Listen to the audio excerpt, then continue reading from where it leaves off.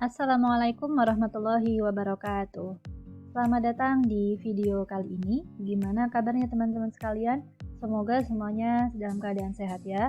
Baik, dalam kesempatan kali ini kita akan belajar pengantar akuntansi dengan topik penentuan harga perolehan untuk aktiva tetap. Kita mulai pembelajaran kita dengan bersama-sama mengucapkan lafaz basmalah. Bismillahirrahmanirrahim. Ada dua topik bahasan yang akan kita pelajari. Yang pertama mengenai harga perolehan aktiva tetap berwujud, dan yang kedua cara memperoleh aktiva tetap berwujud. Sebenarnya definisi dari aktiva dan aktiva tetap, kemudian sampai ke aktiva tetap berwujud dan tidak berwujud, ini sudah kita pelajari di awal-awal pertemuan ya di kelas pengantar akuntansi, tapi akan saya ulangi lagi secara singkat pada kesempatan kali ini. Oke. Aktiva tetap definisinya menurut SAK Etap 2009 merupakan aset berwujud yang memiliki ciri sebagai berikut, yaitu digunakan dalam produksi atau penyediaan barang atau jasa, kadang bisa juga disewakan kepada pihak lain atau untuk tujuan administratif. Dan aktiva tetap ini diharapkan bisa digunakan selama lebih dari satu periode. Biasanya satu periode ini dalam akuntansi ya 1 tahun ya. Yang di breakdown menjadi misalkan ada bulanan atau catur bulan atau semester. Nah, ini adalah contoh-contoh dari aktiva tetap berwujud atau fixed assets. Di antaranya teman-teman bisa melihat ada gedung, kemudian peralatan-peralatan mesin ya, mebeler seperti meja, sofa, dan lain-lain. Kemudian perangkat komputer, handphone untuk alat komunikasi seperti telepon juga, faksimile, dan juga kendaraan. Kemudian pengertian lain dari aktiva tetap merupakan aktiva atau aset yang memiliki manfaat dalam jangka panjang. Dalam akuntansi jangka panjang ini maksudnya lebih dari 1 tahun. Aktiva ini juga dipergunakan secara aktif untuk kegiatan usaha dan tidak dimaksudkan untuk dijual kembali dalam rangka untuk memperoleh pendapatan. Jadi tidak seperti barang dagangan ya. Kalau barang dagangan yang kemarin kita bahas itu kan merupakan aset, tapi aset lancar yang dibeli oleh perusahaan untuk dijual kembali dalam rangka untuk memperoleh pendapatan. Tapi kalau aktiva tetap yang sedang kita pelajari sekarang itu dibeli oleh perusahaan tapi tidak untuk dijual kembali. Yang termasuk ke dalam aktiva tetap ada yang mengkategorikannya 3 ya secara umum, tanah, gedung, dan mesin, tapi ada juga beberapa literatur lain yang mengkategorikan 4. Jadi setelah tanah ini ada perbaikan tanah gitu. Tapi secara umum 3 ini ya, tanah, gedung, dan mesin. Yang termasuk ke dalam tanah di sini merupakan tanah yang digunakan sebagai tempat berdirinya gedung perusahaan atau area perusahaan. Kemudian untuk gedung ini merupakan gedung yang digunakan untuk kantor, toko, pabrik, maupun gudang. Kemudian mesin seperti peralatan kantor, mesin pabrik, peralatan pabrik, kendaraan, dan juga mebeler. Aktiva tetap memiliki 3 karakteristik.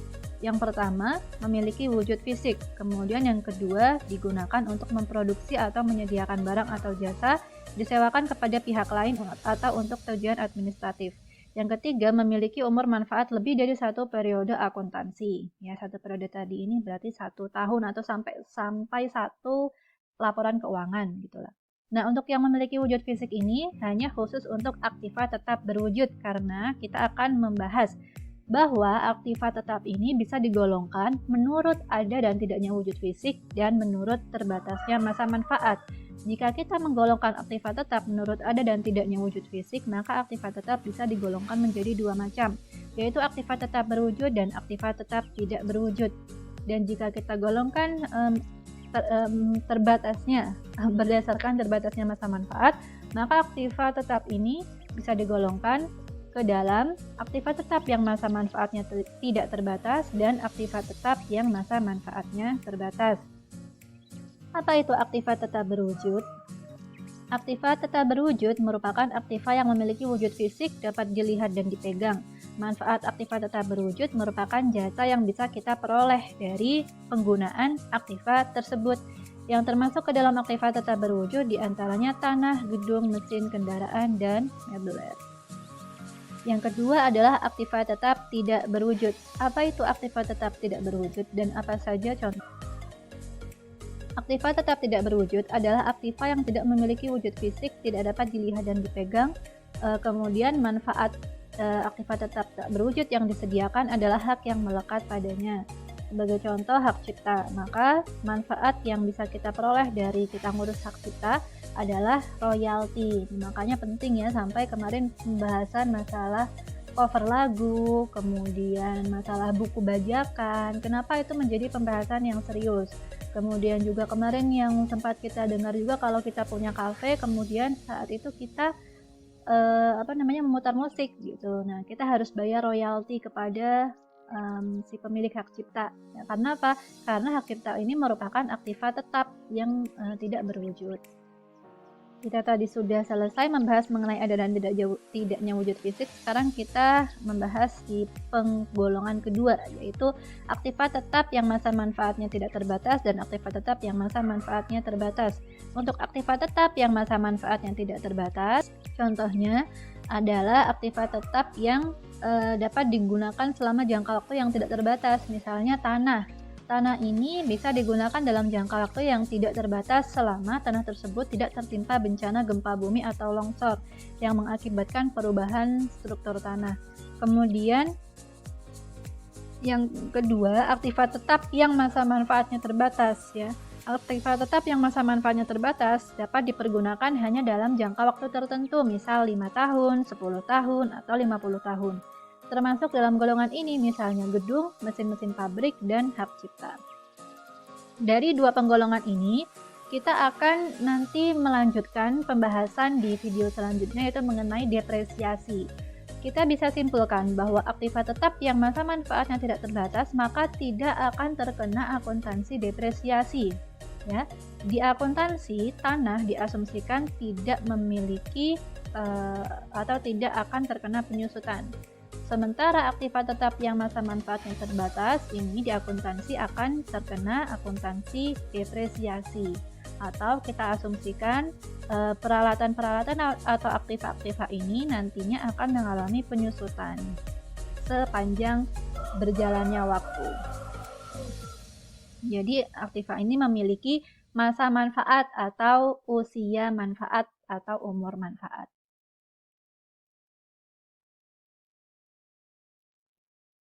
Aktiva tetap berwujud yang manfaatnya terbatas bisa digolongkan lagi menjadi aktiva yang meskipun manfaatnya terbatas nanti bisa diganti lagi dengan aktiva tetap yang sejenis, contohnya mesin-mesin, peralatan kantor, sama mebel.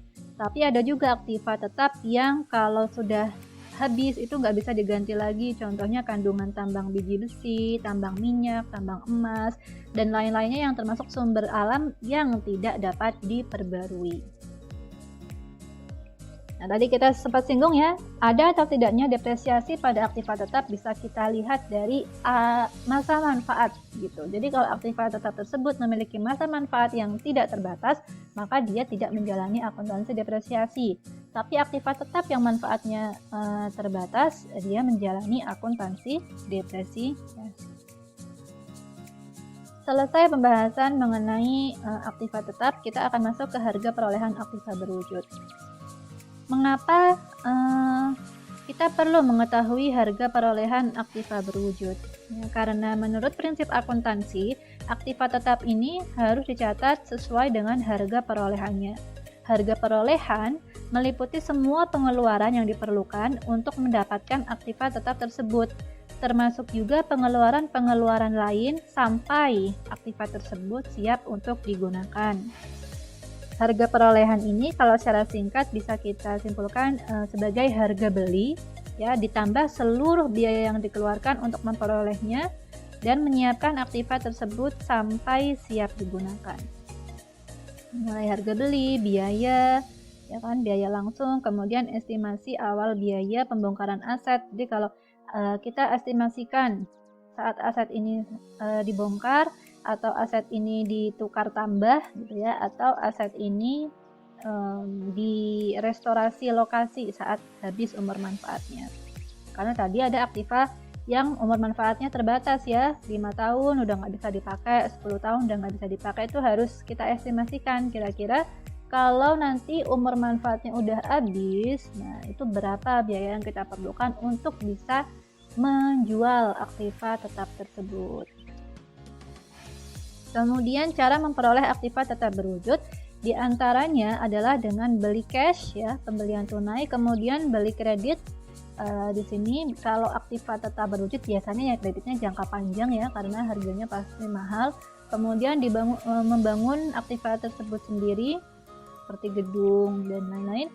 Kemudian bisa jadi juga kita dapat aktiva tetap berwujudnya dari sumbangan pemerintah atau kita dengan pengeluaran saham biasa atau pertukaran antar aset. Dalam pembelian tunai, harga perolehan aktiva tetap adalah harga faktur bersih setelah dikurangi potongan tunai. Jika potongan tunai dimanfaatkan, maka jumlah yang dibayar adalah harga faktur dikurangi potongan tersebut. Kalau tidak, maka jumlah yang dibayar adalah jumlah harga faktur bruto atau tanpa potongan. Nah, kalau kita nggak pakai diskonnya, itu kita perlakukan sebagai kerugian. Kerugian akibat tidak dimanfaatkannya potongan tunai ini dilaporkan di laporan laba rugi dalam kelompok kerugian dan biaya lain-lain. Kalau kita nggak pakai diskonnya ya. Kemudian setelah itu pembelian kredit jangka panjang. Pembelian kredit jangka panjang ini biasanya melibatkan bunga. Di sini kita contohkan pembelian kredit dalam tempo 2 tahun, angsuran. Kemudian bunga kadang-kadang ditetapkan secara eksplisit dan kadang-kadang secara implisit. Kalau secara eksplisit contohnya pembelian kendaraan dengan harga faktur 10 juta rupiah, DP 6 juta rupiah, sisanya dibayar 2 kali tiap tanggal 31 Desember dengan angsuran 2 juta rupiah ditambah bunga 12% dari saldo pokok pinjaman. Jadi eksplisit atau jelas ya, 2 juta angsuran pokoknya sama bunga 12%-nya. Nanti tinggal dihitung 12%-nya berapa dari pokoknya, dari pokok pinjamannya. Kemudian yang implisit contohnya pembelian mesin giling dengan harga faktur 10 juta, DP 6 juta, kan sisanya tinggal 4 juta nih. Sisanya dibayar 2 kali tiap 31 Desember dengan angsuran 2.366.792. Kita harus cari tahu berapa persen bunga yang dipungut dari pinjaman tersebut atau dari kredit pembelian kredit tersebut, bukan pinjaman. Bunga yang dipungut dari pembelian kredit. Nah, bunga tidak boleh dimasukkan sebagai unsur harga perolehan karena bukan pengorbanan untuk memperoleh aktiva tetap, melainkan pengorbanan untuk menggunakan dana pihak lain. Kemudian setelah itu sumbangan dari pemerintah. Aktiva tetap juga bisa diperoleh dari sumbangan, misalnya dari pemerintah atau lembaga lain yang serupa. Meskipun untuk memperoleh sumbangan ini tidak ada pengorbanan atau tidak ada uang yang dikeluarkan dari perusahaan, akuntansi akan tetap mencatatnya karena akuntansi merupakan alat pertanggungjawaban. Itu juga ya, kalau misalkan nanti teman-teman itu punya usaha, terus habis itu dapat terus ngajukan proposal, terus dapat sumbangan dari pemerintah, nah itu tetap harus dicatat. Penyimpangan terhadap prinsip harga perolehan dibenarkan untuk mencatat aktiva dari sumbangan. Aktiva tetap dari sumbangan dicatat sebesar harga pasarnya yang wajar pada saat sumbangan itu diterima. Jadi kita lihat misalkan, kita dapat sumbangan laptop ya, laptop dengan seri sekian gitu. Yaudah kita cari harga pasarnya itu berapa dan kita tulis di akuntansi, kita catat di penjurnalan, harganya ya setara dengan harga pasar. Contoh lainnya, PT Bejo menerima sumbangan dari Pemda berupa mesin dengan nilai wajar 50 juta rupiah. Dari mana tahu nilai wajar 50 juta rupiah? Ya dari riset berapa harga mesin serupa di pasar.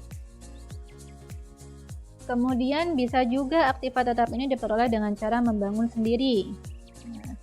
Kemudian harga perolehannya meliputi biaya bahan bangunan yang dipakai, upah tenaga kerja langsung, dan biaya-biaya lain seperti pemakaian listrik dan depresiasi aktiva tetap perusahaan yang digunakan untuk membangun. Kan bisa jadi kita bangun kantor, terus kita juga menggunakan beberapa mesin, yang mana mesin itu juga mengalami penyusutan, jadi itu termasuk ke dalam biaya. Kemudian pengeluaran saham biasa, ini contohnya. Kita next aja ya biar tidak terlalu panjang, nanti teman-teman bisa pause yang ini. Kemudian pertukaran antar aset. Aset tetap dapat diperoleh dengan cara pertukaran dengan aset lainnya, baik dengan atau tanpa melibatkan kas. Jadi kayak tukar tambah. Bisa jadi sama harganya gitu ya, tapi bisa jadi kita nambah atau bisa jadi kita untung. Misalkan perusahaan menukarkan mesin bekasnya dengan mesin baru yang kapasitasnya jauh lebih besar. Oke, sekian adalah pemaparan mengenai harga perolehan aktiva tetap berwujud. Alhamdulillah 15 menit, semoga tidak terlalu panjang ya durasi videonya. Terima kasih atas perhatiannya. Kita akhiri dengan membaca hamdalah. Alhamdulillahirabbil alamin. Sampai jumpa di video berikutnya. Wassalamualaikum warahmatullahi wabarakatuh.